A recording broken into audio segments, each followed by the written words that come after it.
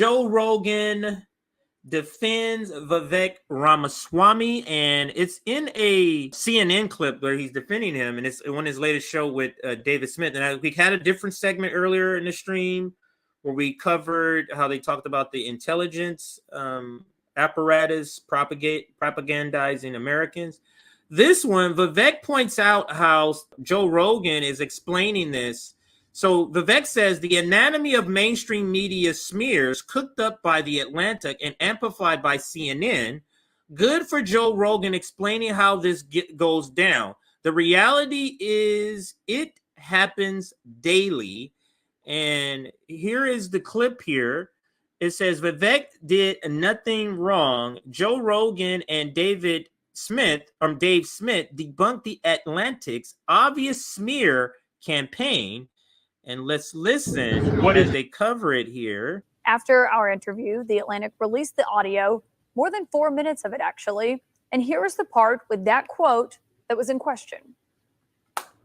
What is the truth about January 6th? I don't know, but we can handle it. Whatever it is, we can handle it. But what government agents, how many government agents were in the field? Right? You mean like entrapment? Yeah.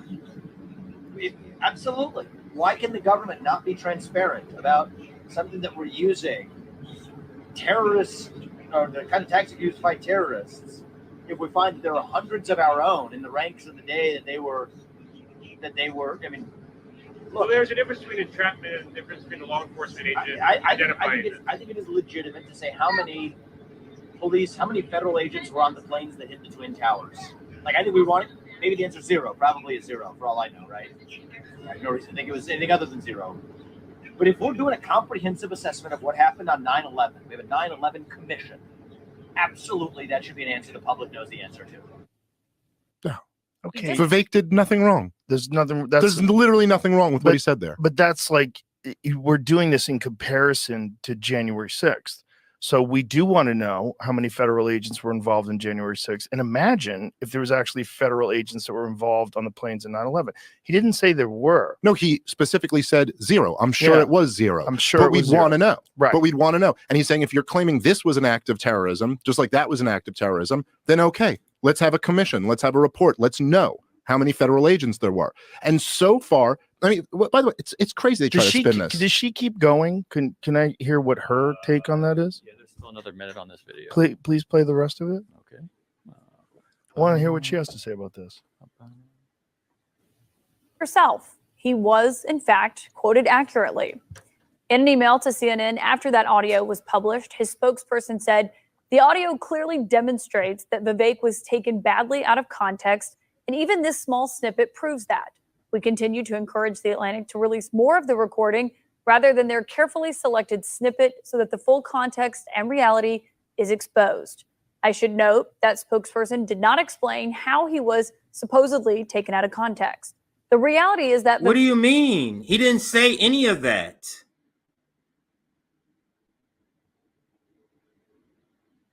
You just play the audio and you see what they wrote, and you can see that that's not what happened.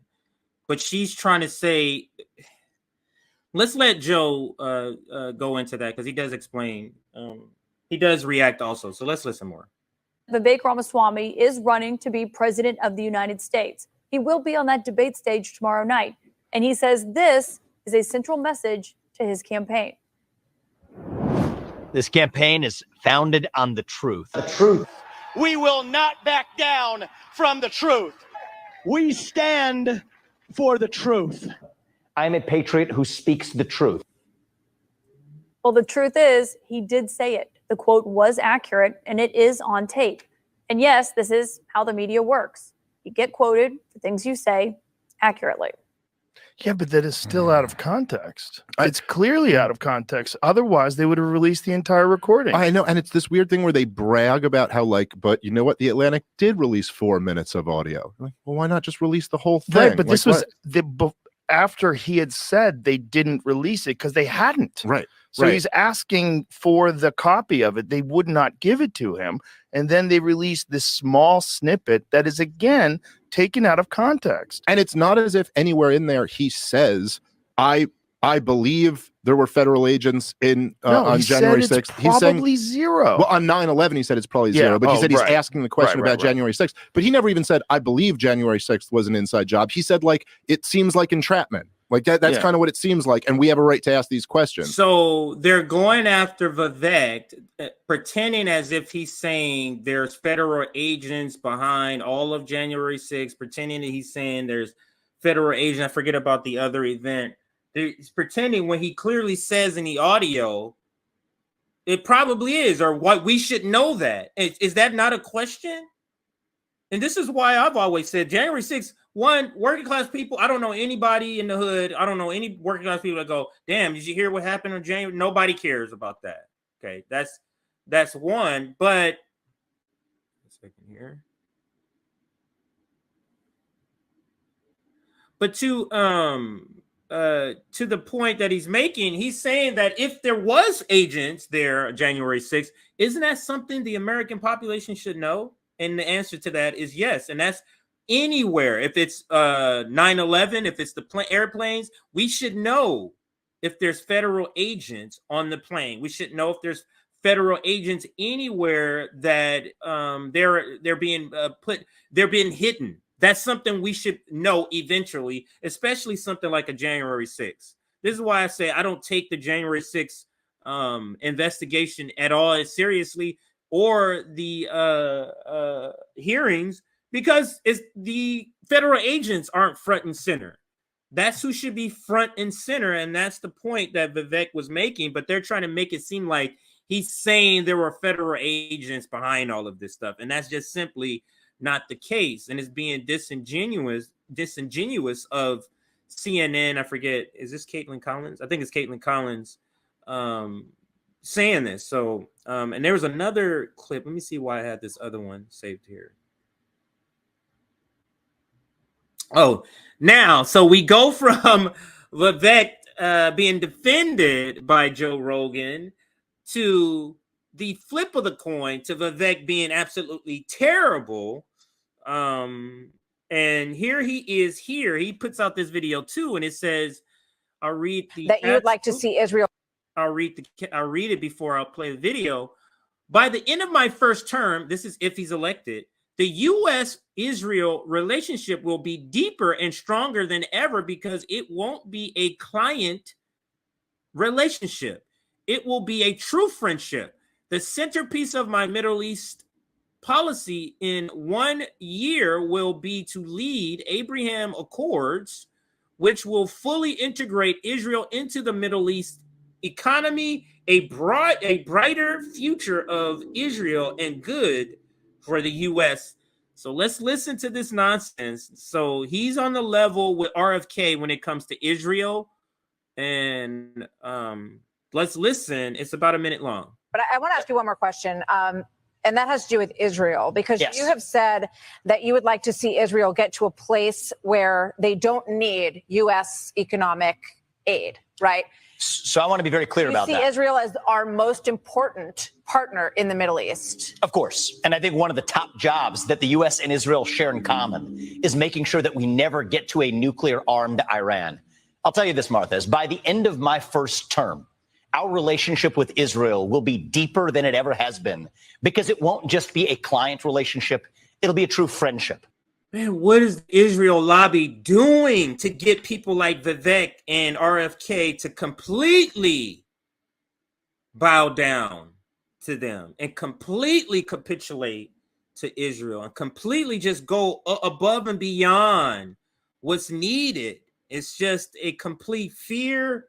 I don't know. It's just so bizarre that these so-called non-establishment candidates like RFK and Vivek, they both want to claim to be non-establishment, but they're both are both aligned with the establishment when it comes to Israel, Palestine. So let's listen some more.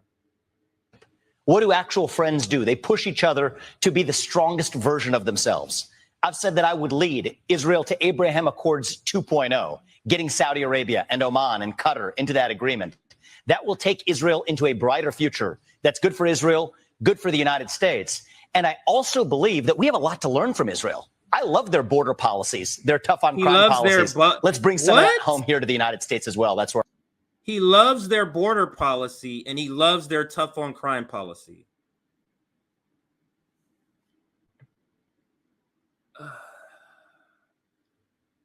Maybe Vivek and RFK can run a no labels ticket. And their platform is who can be more over the top with Israel, right? Vivek Ramaswamy and RFK running together on the no labels ticket, one Republican, one Democrat, and their slogan is we hate Palestinians more than anybody else.